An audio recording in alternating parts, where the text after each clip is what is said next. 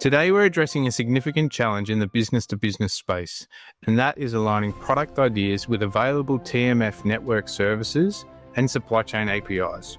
Traditionally, this process involves lengthy cycles of ideation, technology-specific implementation, and manual sequencing in workflows, catalog mappings, and API abstraction.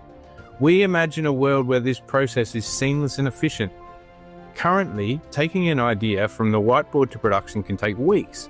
This delay is due to the manual and time-consuming nature of designing orchestration to align services and supply chain capabilities.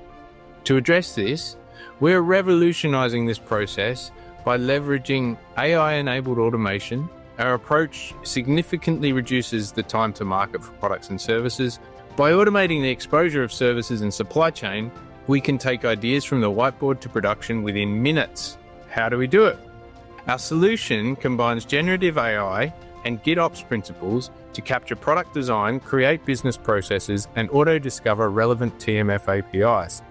This ensures seamless and efficient product orchestration.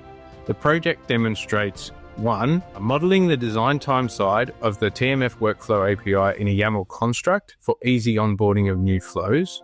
2. Constructing the TMF 701 YAML from GenAI for rapid and controlled transition of diagram to production. 3. Introducing automation capabilities to auto-create the mapping of catalog product service specs to workflows and auto-discover service order APIs via a TMF 633 catalog definition. 4. Managing this combined capability via open pipelines embracing GitOps principles. 5. Allow users to configure process flows from a predefined task flow repository. The use cases addressed include products that require multiple access types to be provisioned, such as 2 physical access points, mobile backup, and satellite backup. Emergency product releases, allowing users to change underlying services and technology quickly before an impending disaster.